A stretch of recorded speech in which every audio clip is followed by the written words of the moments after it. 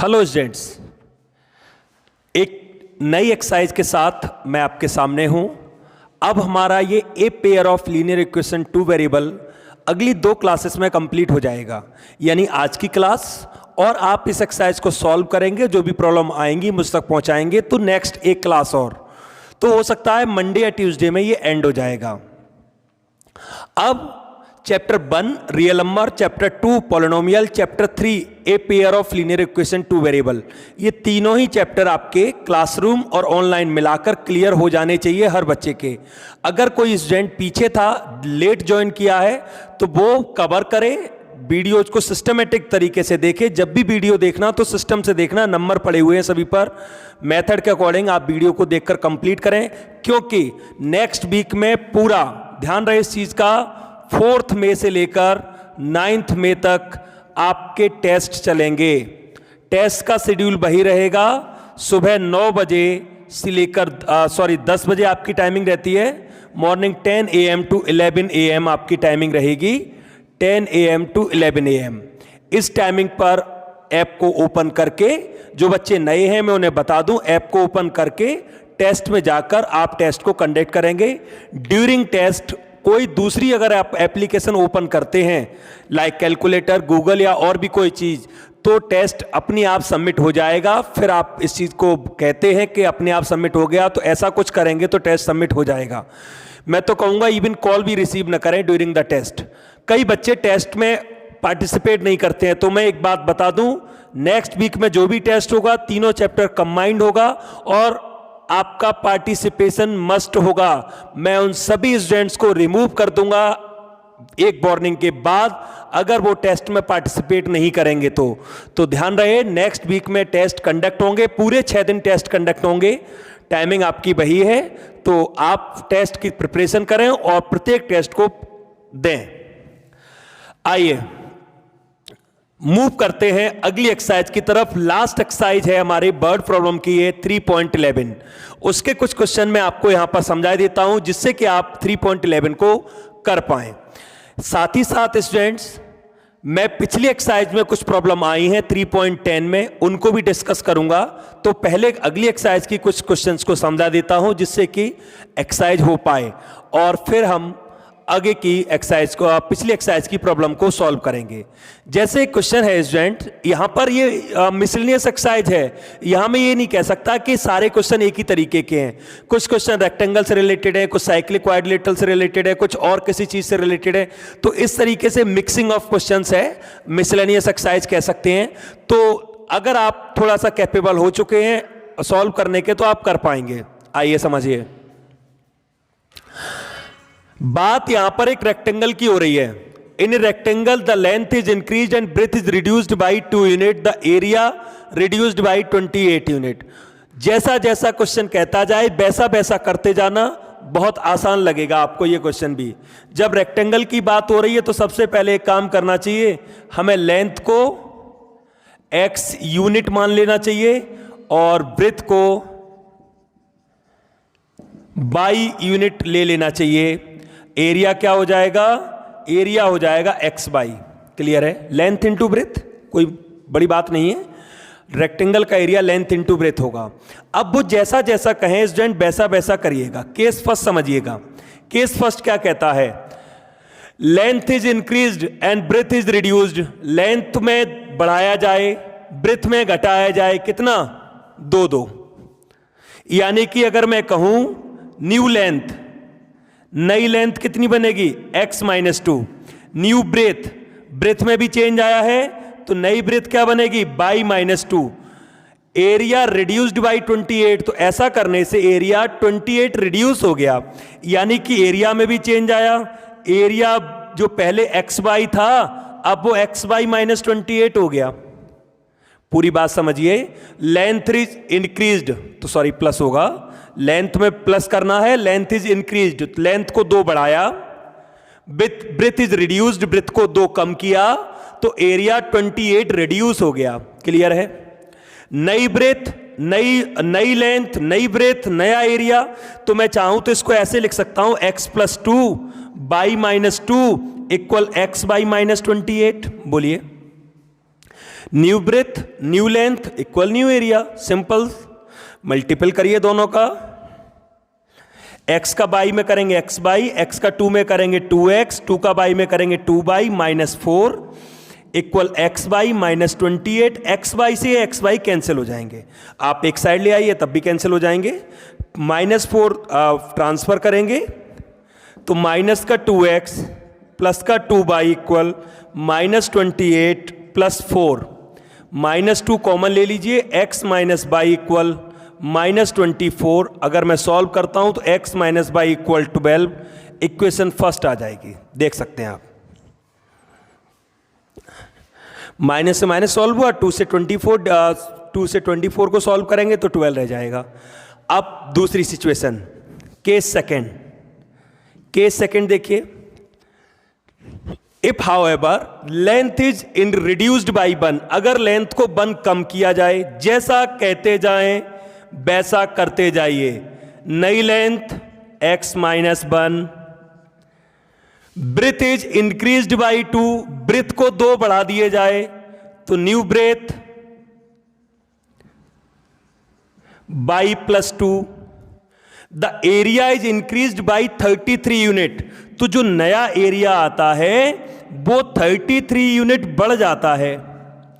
Area increased by 33 unit, the area is increased by 33 unit, यानी कि जब हम नई लेंथ नई ब्रेथ मींस ब्रेथ में एक कम करें, लेंथ में एक कम करते हैं, ब्रेथ में 2 अगर हम बढ़ाते हैं तो एरिया पर क्या फर्क पड़ता है, एरिया 33 इंक्रीज्ड हो जाता है। फिर से इसी तरीके से सेटअप बनाइए, नई लेंथ नई ब्रेथ और नया एरिया, या इसको सॉल्व करेंगे, x का बाई में करेंगे x बाई प्लस के 2x माइनस का by minus 2 equal x by plus 33, ये कैंसिल, ये आ गया 2x माइनस बाई इक्वल 35, क्योंकि 2 उधर ट्रांसफर होंगे। इन दोनों इक्वेशन को सॉल्व करेंगे, ऐसा करने से आपको x और y की वैल्यूज मिल जाएंगी। 2x minus y equal 35, x minus y equal 12, ठीक है। x इक्वल आपका यहां से माइनस करेंगे 3 और 2, 23 यूनिट आ गया, x की वैल्यू 23 यूनिट आ गई। अब अगर x की वैल्यू को यहां लगाएंगे और y निकालेंगे तो y आपका आ जाएगा, फर्स्ट में लगा दीजिए इसको, तो 23 minus y equal 12, y equal 23 minus 12, y equal आ गया 11, ठीक है। आप देख सकते हैं x 23 बाई 11, क्या पूछा है, एरिया, तो लेंथ को ब्रेथ से मल्टीप्लाई करेंगे। एरिया अगर आपको चाहिए एरिया ऑफ रेक्टेंगल, तो एरिया ऑफ रेक्टेंगल हो जाएगा length into breadth, 23 into 11, 253 square unit, this is the area of the rectangle. आप इस तरीके के इस एक्सरसाइज में 3 या 4 क्वेश्चन दिए गए हैं जो एरिया से कनेक्टेड हैं। आई होप आपको समझ में आया होगा। लेंथ को x लेना है, ब्रेथ को y लेना है, एरिया एक्स वाई लिखना, जैसा जैसा वो कहें लेंथ बढ़ा दो तो आप बढ़ा देना, लेंथ घटा दे तो घटा देना। एरिया पर क्या फर्क पड़ता है तो वो देखिएगा। हो सकता है वो कह दें एरिया अनचेंज्ड का मतलब फिर नए एरिया को एक्स वाई रखना है, फिर कुछ भी बदला नहीं एरिया में। ऐसी सिचुएशंस भी हो सकती हैं। आइए इस 3.11 एक्सरसाइज में कुछ और क्वेश्चंस हैं जो अलग तरीके के हैं। मैं कोशिश करूंगा हर टाइप का आपको एक एक क्वेश्चन क्लियर कराता चलूं, जिससे कि आप लोग इस एक्सरसाइज को घर से कर पाएं और हमारा ये चैप्टर नेक्स्ट 1 या 2 क्लास में एंड हो जाए। देखिए स्टूडेंट्स, अब कुछ क्वेश्चन आएंगे साइक्लिक कोऑर्डिनेट से रिलेटेड। जैसे क्वेश्चन है ABCD is a cyclic quadrilateral, angle A equal है 4y plus 20, angle B equal है 3y minus 5 degree, angle C equal है 4x डिग्री, और D इक्वल है 7x + 5 डिग्री। फाइंड 4 एंगल्स, सभी angles निकालने हैं। आपके सामने एक क्वेश्चन है जो साइक्लिक क्वाड्रिलेटरल से रिलेटेड है। साइक्लिक क्वाड्रिलेटरल, ठीक है। अब समझिए एक चीज, ऐसे आपको कई क्वेश्चन देखने को मिलेंगे एक्सरसाइज में जो साइक्लिक क्वाड्रिलेटरल या ट्रायंगल से रिलेटेड होंगे। बहुत आसान है ये, याद करिए। साइक्लिक क्वाड्रिलेटरल क्या होता था? एक ऐसा क्वाड्रिलेटरल जो जिसके चारों वर्टेक्स से सर्कल मूव करता था, और इसकी एक खास प्रॉपर्टी क्या होती थी? साइक्लिक क्वाड्रिलेटरल के अपोजिट एंगल का सम 180 डिग्री होता था। यानी क्वेश्चन कुछ नहीं कह रहा है, क्वेश्चन ने तो सिर्फ एक शब्द बोल दिया, साइक्लिक क्वाड्रिलेटरल। अब ये हमें अपनी प्रीवियस नॉलेज क्लास 9th की इस प्रॉपर्टी को याद करना पड़ेगा। उस प्रॉपर्टी के बेसिस पर ये क्वेश्चन होगा, पूरी तरीके से डिपेंड। अब देखो कितना आसान है। हम सॉल्यूशन में लिखेंगे ABCD is a cyclic quadrilateral. ये साइक्लिक क्वाड्रिलेटरल है तो A + C = 180 डिग्री होगा। A + C मतलब A क्या है? 4y + 20, C क्या है? 4x = 180। 4x + 4y = 180 - 20, 4 कॉमन ले लीजिए, x + y = 160। सॉल्व करेंगे, ये आपका आ गया x + y = 40।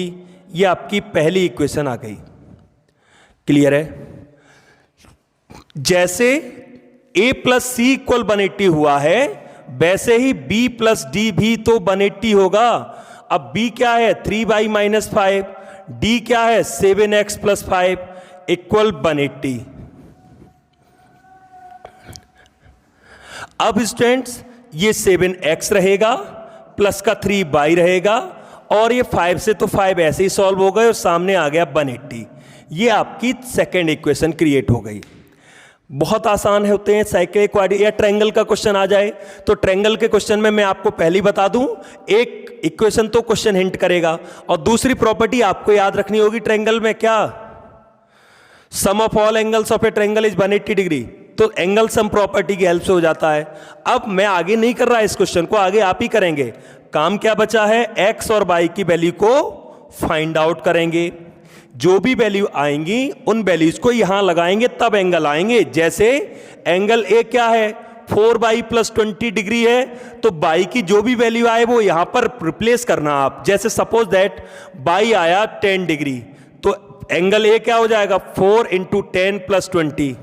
सॉल्व करेंगे तो आ जाएगा। बाई बस मैंने ऐसे ही ले लिया, मुझे नहीं पता बाई 10 आएगा क्या आएगा, वो आप लोग सॉल्व करेंगे तभी पता चलेगा। फाइनली इस तरीके से क्वेश्चन को आप सॉल्व कर पाएंगे। आइए मूव करते हैं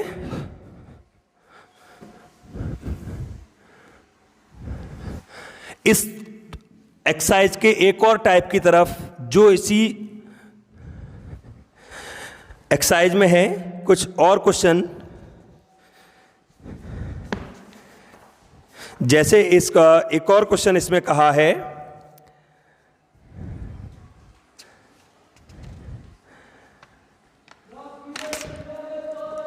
इनकम से रिलेटेड एक क्वेश्चन दिया है student. The income of X and Y, the income of X and Y, दो पर्सन है, are in ratio 8:7 and their expenditure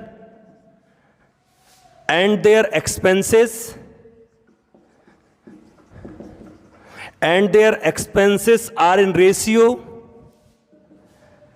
19:16. Find if each save rupees 1250, find the income of each. आइए इसको समझाता हूं। देखिए दो लोग हैं, उनकी इनकम का रेशियो 8:7 है।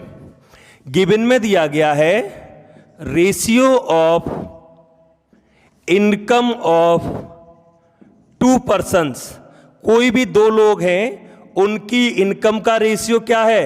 8:7। आप सब जानते हैं जब किसी रेशियो को अलग अलग लिखते हैं तो एक वेरिएबल जुड़ता है। छोटी क्लासेस में आपने सीखा है, याद करिए, the angles of a triangle are in ratio 3 ratio 4 ratio 5। तो आप कैसे लिखते थे? Angle A 3x, angle B 4x, angle C 5x, ऐसे लिखते थे। तो एक वेरिएबल जुड़ता था। इसी तरीके से अगर मैं यहां पर लिखूंगा इनकम ऑफ फर्स्ट पर्सन, पहले पर्सन की इनकम, यहां से क्या लिखूंगा? 8x, और इनकम ऑफ सेकेंड पर्सन, दूसरे पर्सन की इनकम क्या हो जाएगी? 7x। यहां कुछ बच्चे गलती करते हैं, मैं इंडिकेट कर दूं, वो बाई ले जाते हैं। यहां पर वो सोचते हैं पहले के लिए x यूज किया तो दूसरे के लिए बाई यूज कर लीजिए। ये गलत है। बाई कैसे यूज हो जाएगा? आप एक रेशियो ब्रेक करेंगे तो एक ही वेरिएबल तो आएगा, दो अलग अलग वेरिएबल नहीं आ सकते। ये दोनों की इनकम हो गई। अब लिखेंगे हम ratio of expenditure of 2 person, उन्हीं दोनों लोगों के खर्चे का रेशियो क्या है? 19 रेशियो 16। अब जरा गौर करिए, पहले पर्सन का जो खर्चा होगा क्या होगा? अब अलग दूसरा रेशियो लेना पड़ेगा, कोई दूसरा वेरिएबल लेना पड़ेगा, दूसरा रेशियो दूसरा वेरिएबल। ऐसे ही दूसरे पर्सन का क्या आएगा? 16/। अब जरा गौर करिए, ये इनकम्स हैं और ये उनके एक्सपेंडिचर्स हैं। दोनों सेव कितना करते हैं? 1250। सेविंग किसी भी चीज की एक कॉमन सी बात है, सेविंग कैसे निकलती है? Total income minus total expenditure. तो पहले पर्सन का देखो, इनकम कितनी? 8x, खर्चा कितना किया उसने? 19/। कितना बचाया? 1250। अब दूसरे पर्सन की देखो, इनकम कितनी? 7x, खर्चा कितना? 16/। उसने कितना बचाया? 1250। बन गई दो इक्वेशन। आप इन दोनों इक्वेशन को सॉल्व करेंगे, सॉल्व करने पर आपको x और y पता लग जाएंगे, और जब x और y पता लग जाए तो आप यहां रिप्लेस करते ही आपको इनकम पता लग जाएगी दोनों की। ठीक है, मेरे इन 3 क्वेश्चन कराने से कम आप आधी एक्सरसाइज को सॉल्व कर पाएंगे 3.11। ठीक है, कोशिश करिएगा कल अगर टाइम मिलता है, या संडे है कल, तो आप ज़्यादा से ज़्यादा क्वेश्चन करने की कोशिश करिएगा।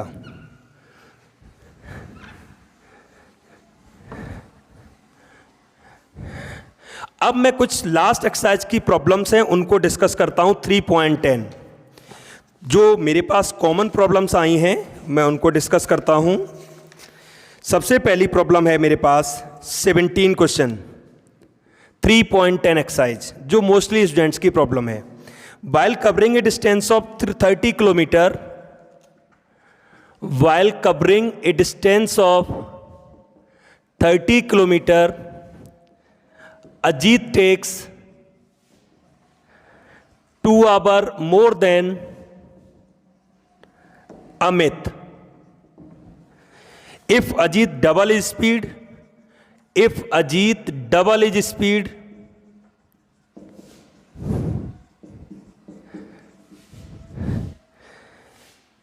he would take 1 hour less than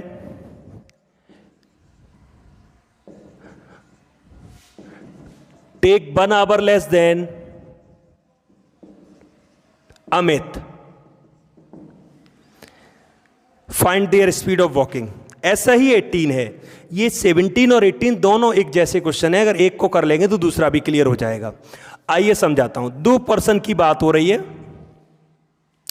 मान लेते हैं let speed of Ajit, speed of Ajit, Ajit की स्पीड मानते हैं x kilometre per hour, and speed of Amit, Amit की स्पीड मानते हैं 22 किलोमीटर पर आवर। दोनों मूव कितना कर रहे हैं? डिस्टेंस वॉकिंग डिस्टेंस जो दोनों की है, दोनों जो डिस्टेंस वॉक कर रहे हैं वो है 30 किलोमीटर। दोनों पर्सन 30 किलोमीटर डिस्टेंस वॉक कर रहे हैं। अच्छा, अब मैं अगर टाइम कहूं, टाइम अजीत को टाइम कितना लगा होगा? जरा नोटिस करिए, अजीत को टाइम कितना लगा होगा? 30/x। और अमित का टाइम कितना होगा? अमित को टाइम कितना लगा होगा? 30/y। क्लियर है? टाइम का फॉर्मूला क्या होता है? Distance upon speed. 30 किलोमीटर इस स्पीड से, तो अजीत का टाइम आ गया 30/x। अमित का टाइम आ गया 30/22। अब जरा क्वेश्चन की पहली लाइन समझिए। Ajit takes 2 hour more than Amit. Ajit Amit से 2 घंटे ज्यादा लगाते हैं, यानी अजीत का टाइम 2 घंटे ज्यादा है किससे? अमित से। इस चीज को नोटिस करिएगा कैसे हैंडल करेंगे। अजीत अगर 8 घंटे लेते हैं तो अमित को 6 घंटे लगते हैं। अजीत अगर 10 घंटे लगते हैं तो अमित को 8 घंटे लगते हैं। अजीत को अगर 7 घंटे लगते हैं तो अमित को 5 घंटे लगते हैं। यही तो मतलब हुआ इस बात का। पहली लाइन का मतलब यही तो हुआ, Ajit takes 2 hour more than Amit. Ajit को 2 घंटे ज्यादा लगते हैं अमित से। तो अगर मैं पहले केस में अगर मैं इक्वेशन बना दूं 30/x 30/y इक्वल 1 तो किसी को कोई प्रॉब्लम नहीं होने वाली। 2 सॉरी, अजीत के टाइम में से मैंने अमित के टाइम को घटा दिया और सामने 2 लिख दिया। क्लियर है? कोई प्रॉब्लम नहीं होनी चाहिए। अजीत का टाइम 2 घंटे ज्यादा था अमित के टाइम से, तो अजीत के टाइम में से अगर मैं अमित के टाइम को घटा दूं तो 2 ही तो आएगा। ठीक। अब क्या हुआ केस सेकंड में? Ajit double is speed. Ajit ने अपनी स्पीड को डबल कर दिया, तो हम यहां लिखेंगे new speed of Ajit. Ajit की जो नई स्पीड आ जाएगी वो आ जाएगी 2x। तो अजीत का टाइम भी तो बदलेगा क्योंकि अजीत ने स्पीड को डबल कर दिया है। तो नया टाइम अजीत के लिए कितना होगा? 30/2x, या कह सकते हैं 15/x। आप देख लीजिएगा, पहले टाइम 30/x था क्योंकि स्पीड x थी। अब अजीत ने अपनी स्पीड को डबल कर दिया तो अजीत की नई स्पीड क्या हो गई? 2x। तो नया टाइम क्या आ गया? 30/2x, तो 15/x। तो 1 घंटा कम लगा। जो पहले 2 घंटे ज्यादा लगते थे अब 1 घंटा कम लगा। तो यानी अब ज्यादा किसको लगा? अमित को। तो पहले अजीत में से अमित का टाइम घटाया था, अब की बार क्या करेंगे? अमित के टाइम में से अजीत का टाइम घटाएंगे और सामने 1 आवर लिखेंगे। देख सकते हैं आप।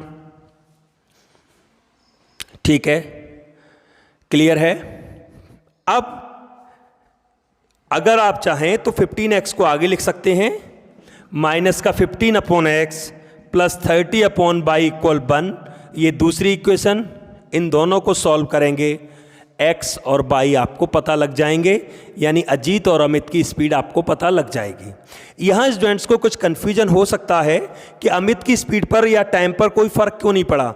अमित के बारे में कुछ नहीं कहा है, केवल इतना कहा है अजीत ने अपनी स्पीड को डबल कर दिया तो वो 1 घंटा आगे निकल गया, यानी 1 घंटा जल्दी पहुंच गया। तो अजीत ने अपनी स्पीड को डबल कर दिया, अमित ने तो कुछ नहीं किया ना। अमित के तो सब कुछ सेम है, इसलिए देखिए मैंने अमित की स्पीड को सेम रखा। पहले अजीत को 2 घंटे ज्यादा लगते थे, इसलिए मैंने अजीत के टाइम में से अमित का टाइम घटाया।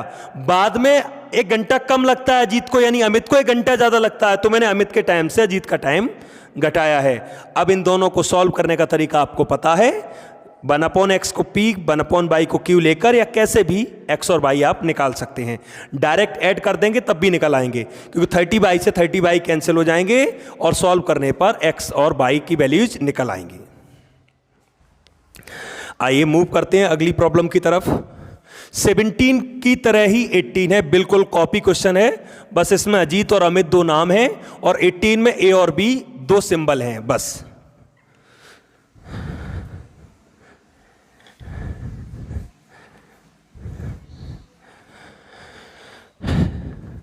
आइए स्टूडेंट्स, एक और कॉमन प्रॉब्लम आई है, क्वेश्चन नंबर 13 आप रीड करिए। 13 में क्या कहा है? A motor boat can travel 30 kilometre upstream and 28 kilometre downstream in 7 hour. तो अप स्ट्रीम डाउन स्ट्रीम का कॉन्सेप्ट तो मैं लास्ट वीडियो में समझा चुका हूं, इसलिए मैं डायरेक्ट करूंगा। स्पीड ऑफ बोट को मैं क्या लूंगा? x किलोमीटर पर आवर, और स्ट्रीम की स्पीड को मैं क्या लूंगा? 22 kilometre per hour. Down stream में स्पीड क्या हो जाएगी? x plus 22 kilometre per hour. Up stream में स्पीड क्या हो जाएगी? x minus 22 kilometre per hour. ठीक है, अब मैं केस फर्स्ट लिख रहा हूं और समझिएगा। केस फर्स्ट में क्या कहा है? 30 kilometre upstream and 28 kilometre downstream in 7 hour. 30 kilometre upstream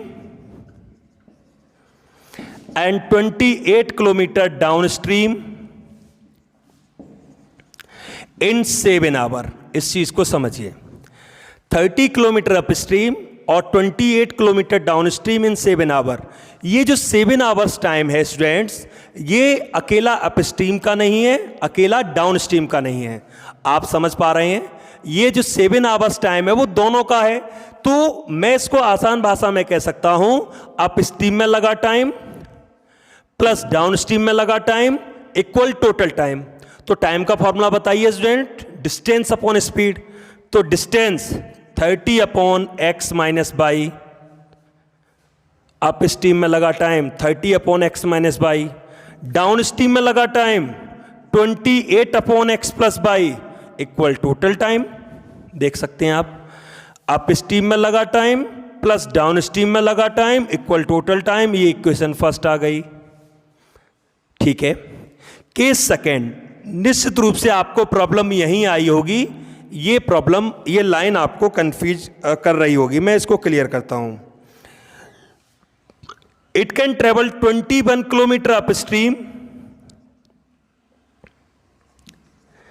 and return in 5 hour. अब देखिए स्टूडेंट, क्वेश्चन यहां पर अपनी लैंग्वेज से आपको फंसा रहा है। इस रिटर्न शब्द में बहुत कुछ छिपा है। देखिए, 20 किलोमीटर अप स्ट्रीम जाना मतलब पानी के बहाव के उल्टी दिशा में, विपरीत दिशा में। 21 किलोमीटर अप स्ट्रीम गए एंड रिटर्न, और लौट कर आए। अब जरा सोचिए, जब मैं 21 किलोमीटर अप स्ट्रीम गया, उल्टी साइड गया, फिर लौट आया, तो जब मैं लौट कर आया हूंगा तो कैसा फील हुआ होगा मुझे डाउन स्ट्रीम, और कितना लौट कर आया हूंगा मैं? 21 किलोमीटर लौट कर आया हूंगा।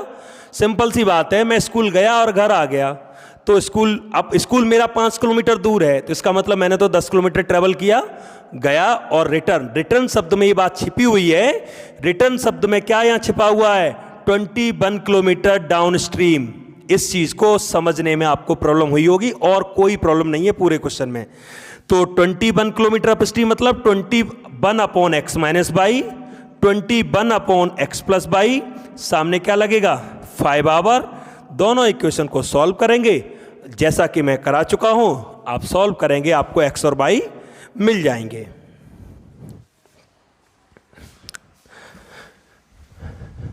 आइए कुछ एक दो प्रॉब्लम और हैं, उनको भी डिस्कस कर लेते हैं, और फिर ये हमारी लास्ट एक्सरसाइज 3.11 जो आप कवर करके देंगे जल्दी से जल्दी, जिससे कि ये चैप्टर हमारा अगली क्लास में एंड हो जाए।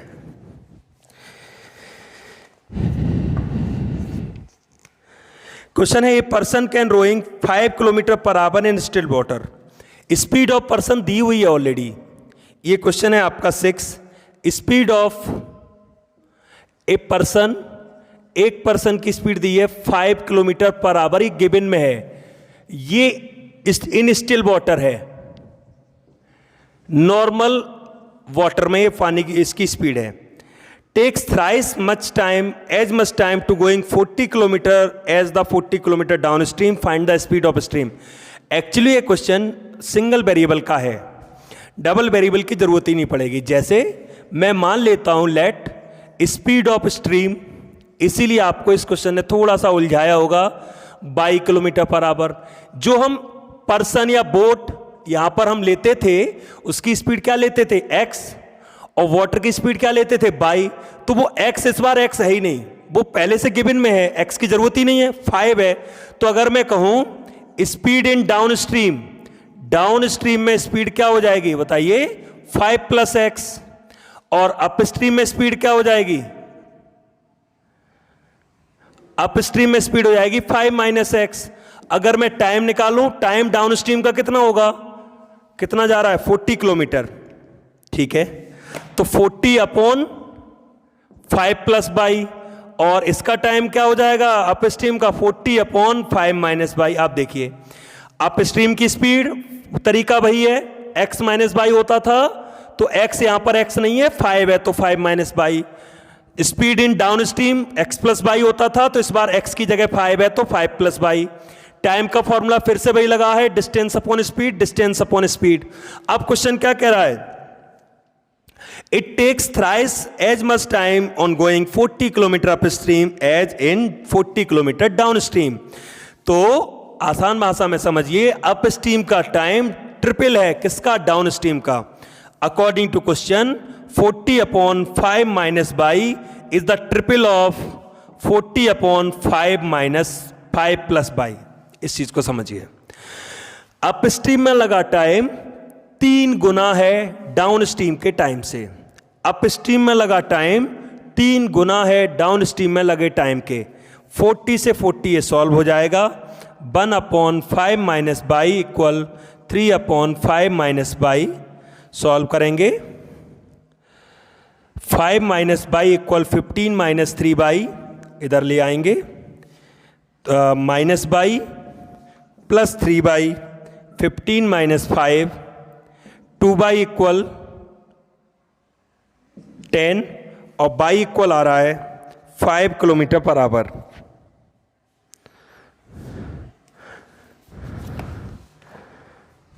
सॉरी, यहां पर प्लस होगा, ये 40/22 था, 40 से 40 कैंसिल हुआ, 3/5 प्लस बाई, तो प्लस बाई होगा, प्लस बाई होगा तो 4 हो जाएगा। डिवाइड करेंगे 10/4, ये आएगा 2.5 किलोमीटर पर आवर। ठीक है, इस तरीके से हम स्पीड ऑफ स्ट्रीम को निकाल पाएंगे। एक क्वेश्चन और है, लास्ट क्वेश्चन ट्रेन से रिलेटेड, उसको भी समझ लेते हैं, उसकी केवल हिंट ले लेते हैं, उसके बाद ये हमारा पूरी एक्सरसाइज 3.10 हमारी कवर हो जाएगी।